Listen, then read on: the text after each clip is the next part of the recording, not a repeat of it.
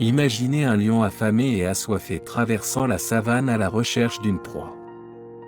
Il repère un troupeau de zèbres, mais aussi un groupe de hyènes en embuscade.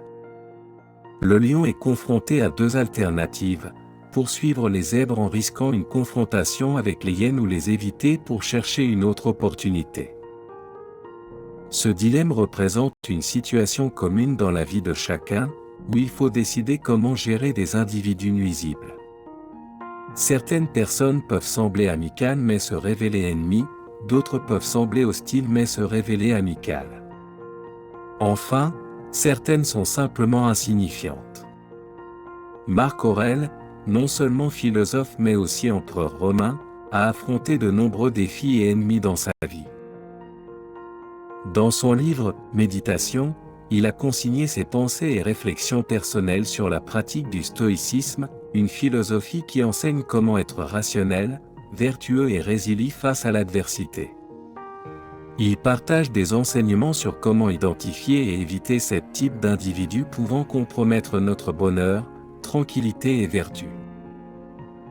Si vous souhaitez en savoir plus sur le stoïcisme et comment il peut améliorer votre vie, je vous invite à vous abonner à cette chaîne et à activer les notifications. 1. Les ignorants. Les ignorants sont ceux qui vivent dans l'obscurité de l'ignorance, incapables de distinguer le bien du mal. Marc Aurèle nous encourage à nous élever au-dessus de la médiocrité et à rechercher la connaissance. L'éducation devient notre arme contre l'obscurité des passions et des préjugés. En lisant des livres, en écoutant des experts et en se posant des questions, nous pouvons éclairer le chemin de la sagesse, évitant ainsi que les ignorants n'influencent nos choix et nos émotions. 2. Les arrogants. L'arrogance est comme un voile obscurcissant la véritable grandeur de l'être humain. Marc Aurèle nous apprend à déchirer ce voile, à être humble et à reconnaître nos défauts. La gratitude devient un antidote contre la fierté, et le respect des autres nous permet d'éviter d'être submergés par l'arrogance des autres. En repoussant l'arrogance, nous cultivons une vertu qui nous rapproche de la véritable grandeur de l'âme humaine. 3. Les paresseux. La paresse est un ennemi silencieux du progrès. Marc Aurèle nous exhorte à être actifs, à cultiver le dévouement au travail et à l'apprentissage continu. Éviter l'influence des paresseux signifie adopter un mode de vie proactif. Nous sommes appelés à motiver les autres et à poursuivre constamment l'amélioration personnelle, nous éloignant ainsi de la stagnation et de la médiocrité. 4. Les malhonnêtes. Les malhonnêtes sont ceux qui se livrent au mensonge, à la trahison et à la manipulation. La réponse de Marc Aurèle est enracinée dans l'honnêteté et la loyauté. Maintenir des promesses et dire la vérité deviennent les fondements sur lesquels construire des relations solides. Avoir le courage de démasquer les malhonnêtes est un acte de défense contre la tromperie, nous permettant de préserver notre intégrité et notre authenticité. 5. Les colériques.